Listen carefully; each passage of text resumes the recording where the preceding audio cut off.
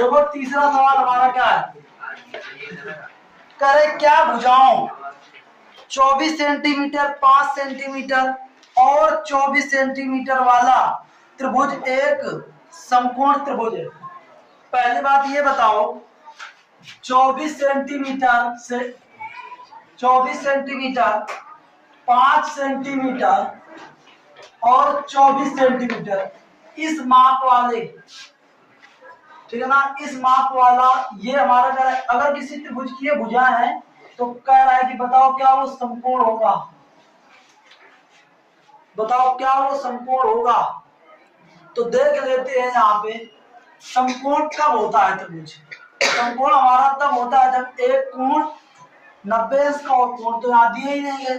तो दूसरी चीज होती है पाइथागोरस प्रमेय, क्या, कर्ण का वर्ग बराबर लंब का वर्ग प्लस आधार का वर्ग होता है ना। तो समकोण त्रिभुज में कर्ण लंब आधार ये होते हैं।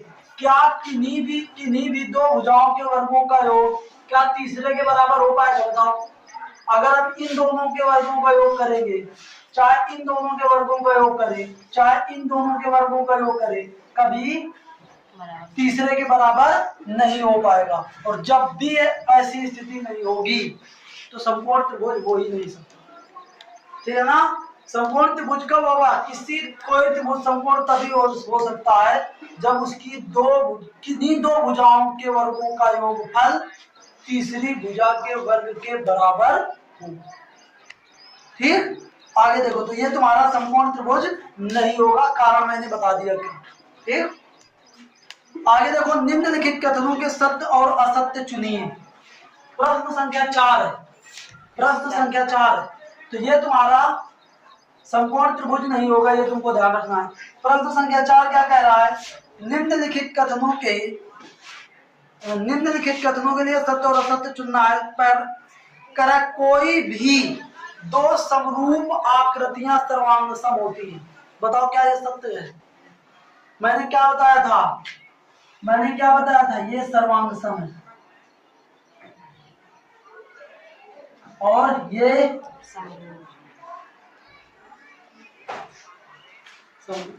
तो क्या सभी समरूप सर्वांग सम हो सकते हैं, नहीं हो सकते। इसी का अगर उल्टा होता कि सभी सर्वांग सम समरूप होते तो होता। बात समझ गए कि नहीं, सभी सर्वांग सम समरूप होते हैं, ना कि सभी समरूप। बात समझे कि नहीं, तो ये तुमको ध्यान रखना है। तो ये तुम्हारा क्या होगा, असत्य होगा। आगे कह रहा है कोई भी दो सर्वांग सम आकृतियां समरूप होती है, ये बिल्कुल सही है। देखो ये सर्वांग सम अंदर है तो सभी सर्वांग सम समरूप हो सकते हैं। ठीक, आगे आ जाओ नेक्स्ट। फिर कोई दो बहुभुज समरूप होते हैं यदि उनके संगत कोण समान हो। बताओ, कोई दो बहुभुज समरूप होंगे क्या जब उनकी संगत भुजाएं समान हो। तो संगत कोण केवल समान होने से बहुभुज समरूप नहीं होते, बल्कि संगत भुजाओं का अनुपात भी क्या होना चाहिए, बराबर होना चाहिए। जब तक संगत भुजाओं का अनुपात बराबर नहीं होगा तब तक कहीं ना कहीं बहुभुज हमारे समरूप नहीं हो सकते। दोनों कसौटी होनी चाहिए। यहाँ पे केवल किसी त्रिभुज की प्रॉपर बात नहीं कर रहा है, ठीक है ना, यहाँ पे बहुभुज की बात कर रहा है। मतलब कोई भी बहुभुज, चतुर्भुज, चतुर्भुज, पंचभुज, कोई भी बहुभुज आ सकता है। ठीक, कोई दो बहुभुज समरूप होते हैं यदि उनकी संगत भुजाएं असमानुपाती हो। ये तो हो ही नहीं सकता, ठीक है ना। बात समझ गए कि नहीं, ये तो बिल्कुल असत्य है। असमानुपाती होंगी तो कैसे, समानुपाती भी लिखा होता तो उसके साथ साथ कोण देना चाहिए। यहाँ पे असमानुपाती ही कह रहा है तो एक गुण तो पहले खत्म हो गया, अब दूसरा होगा भी तो क्या मतलब। तो ये भी तुम्हारा असत्य है, ठीक है ना, समरूप नहीं हो। बताओ कोई दिक्कत। तो ये तुम्हारे चारों सत्य और असत्य हो गए। तो यहाँ से तुम्हारी प्रश्नावली 6.1 समाप्त होती। बताओ कोई दिक्कत। इसमें अगर किसी को समस्या हो तो आप लोग बता सकते हो, ठीक है ना। अब देखो हमें थोड़ी सी फिर चर्चा, मैं वैसे कर भी चुका हूं, एक बार फिर देख लो। अब जो हमें पढ़ना है, अभी तक जो हमने पढ़ा था ना, वो सभी प्रकार के बहुभुज, सभी बहुभुजों की समरूपता के बारे में जाना है। पहले अभ्यास में बेसिक बेसिक सवाल थे, कुल मिला के परिचय से रिलेटेड पूरा चैप्टर था। मतलब पहली जो अभ्यास थी वो एक परिचय से रिलेटेड था। अब तुम्हारी प्रमेय वगैरह आएंगी, तो यहाँ पे तुमको सबसे पहले त्रिभुज की समरूपता मैं बता चुका हूँ। आपको मैं त्रिभुज की समरूपता पहले से बता चुका हूँ कि त्रिभुज की समरूपता क्या होती है। त्रिभुज की समरूपता में वैसे अगर आकृतियों की समरूपता होती है, कोई भी किसी अन्य बहुभुजों की समरूपता होती है, तो उसमें दो कसौटियां होती हैं। पहली कसौटी क्या होती है? संगत कोण क्या हो? संगत कोण बराबर हो, यही तो होती है पहली कसौटी। पहली कसौटी ये होती है। दूसरी कसौटी क्या होती है? दूसरी कसौटी क्या होती है? किन्हीं त्रिभुजों, मतलब जिन त्रिभुजों की संगत भुजाओं का अनुपात, किनका? संगत भुजाओं का अनुपात समानुपाती, संगत भुजाओं का अनुपात बराबर, वो क्या होती है? वो तुम्हारे समरूप होती है। ठीक है ना? ये दो बातें तुमको ध्यान देनी है। एक तो संगत कोण बराबर हो और एक हमारा संगत भुजाओं का अनुपात बराबर हो, ये दो चीजें होनी चाहिए। ठीक है ना? तो अब एक चीज यहां से देखो, अब जब केवल बात त्रिभुज की होगी, बात को ध्यान देना, जब केवल बात त्रिभुज की होगी तो हमें ये दोनों कसौटियों का होना आवश्यक नहीं है। दो में से अगर कोई एक कसौटी भी हो रही है, ठीक है ना, तो भी हमारे त्रिभुज समरूप होंगे। चाहे केवल ये कसौटी हो तब भी हमारे त्रिभुज समरूप हो जाएंगे, और चाहे केवल हमारी ये कसौटी हो तब भी हमारा त्रिभुज समरूप हो जाएगा। कुल मिला के बात यह है कि किसी एक कसौटी के होने पर,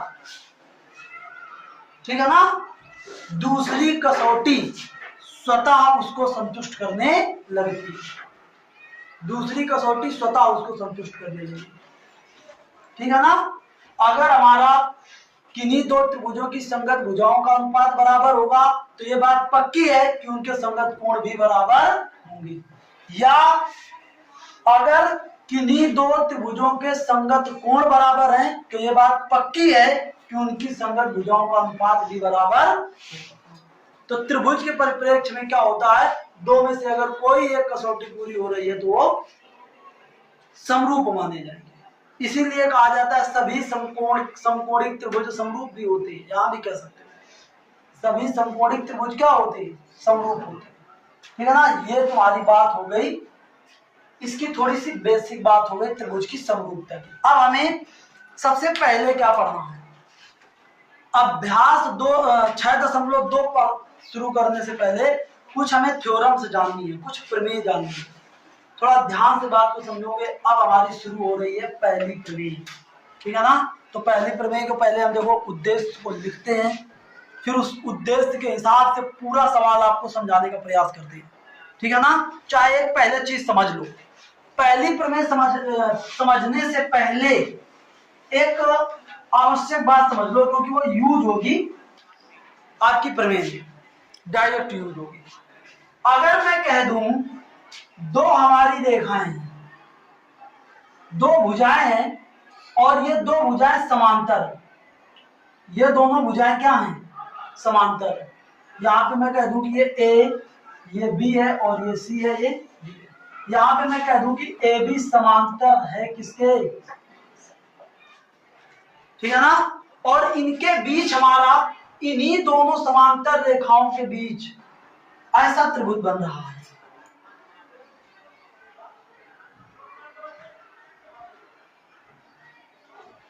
कैसा त्रिभुज को परिभाषित करोगे इसको? मतलब समांतर भुजाओं के बीच बना ऐसा त्रिभुज जिसका आधार क्या हो? सेम। कहने का मतलब ये वाला त्रिभुज,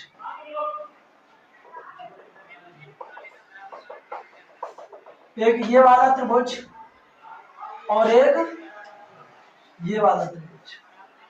अगर इनके देखो तो दोनों के आधार तो ए बी ही है ना, है कि नहीं? इस बात को ध्यान से समझ लेना, तुम्हें में बहुत मदद मिलेगी, ठीक है ना? तो इनके एरिया क्या होंगे, इन दोनों त्रिभुजों के क्षेत्रफल क्या होते हैं, बराबर होते हैं। देखो मैं यहाँ पे बनाता हूँ कि किन किन त्रिभुजों के क्षेत्रफल बराबर होंगे। अगर मैं कहूं कि एरिया ए डी बी त्रिभुज का क्षेत्रफल, एरिया ए आर मतलब एरिया, त्रिभुज A D B, A D जो होगा वो बराबर होगा किसके, एरिया त्रिभुज सी बी ए, सी बी। क्यों बराबर होते हैं इसका अभी मैं कारण भी आपको बताऊंगा क्यों बराबर होते हैं, ठीक है ना? बात समझ गया कि नहीं? और कौन से त्रिभुज बराबर हो सकते हैं, बात को समझना। एक चीज तो ये निकलेगी, और भी ऐसा त्रिभुज है, इसमें और भी दो त्रिभुज ऐसे बन रहे हैं जिनका आधार एक ही है और वो दोनों समांतर रेखाओं के बीच स्थित। देखो एक ये वाला त्रिभुज देखो, ये है कि नहीं, बताओ बन रहा है कि? ये वाला त्रिभुज, एक ये वाला त्रिभुज और एक ये वाला त्रिभुज बन रहा है ना। तो यहाँ पे एरिया, दूसरा एरिया आपको ध्यान रखना है, एरिया DAC, DAC त्रिभुज DAC का क्षेत्रफल बराबर होगा किसके, त्रिभुज CBD के क्षेत्रफल, CB। बताओ कोई दिक्कत? अब ये होंगे क्यों, कैसे होंगे, ये बात हमको समझनी है बिल्कुल सिंपल सी बात, लेकिन हम जब सवाल करते हैं ना तो इसको दिमाग ही नहीं लगा पाते कि ये क्यों होता है, और ना कोई जल्दी से बताता है। बस सीधा प्रमेय में लिखा है कि हाँ ये वाले त्रिभुज इसके क्षेत्रफल के बराबर हैं, लोगों ने डिवाइड करवा दिया। क्यों बराबर है, बच्चों को ना कारण स्पष्ट होता है, बच्चे भी रट लेते हैं, स्पष्ट नहीं हो पाता कारण। यहाँ पे देखो तुम कारण स्पष्ट करोगे, जब तक किसी चीज का कारण स्पष्ट नहीं होगा तब तक कैसे बात बनेगी। यहाँ पे देखो, अगर मैं कह दूं कि बताओ, मैं यहां से कि लंब डाल दूं, यहां से मैं लंब डाल दूं M, ये हमारा लंब है।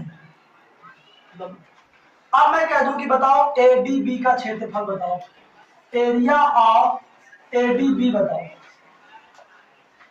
तो क्या आएगा बताओ, 1/2 आधार गुणे ऊंचाई। तो आधार हम यही तो लेंगे कि नहीं? तो आधार हमारा क्या होगा, AB, और ऊंचाई क्या होगी, ऊंचाई क्या होगी, DM। होगी कि नहीं बताओ, होगा ना? अब अगर मैं एरिया निकालूं, मान लो यहां से भी मैंने एक ये लंब डाल दिया CN, तो बताओ क्या ये DM और ये CM क्या बराबर नहीं होंगे, बताओ क्यों बराबर होंगे? क्योंकि हमने पहले ही कह दिया है कि ये जो AB भुजा है वो CD के क्या है, समांतर है।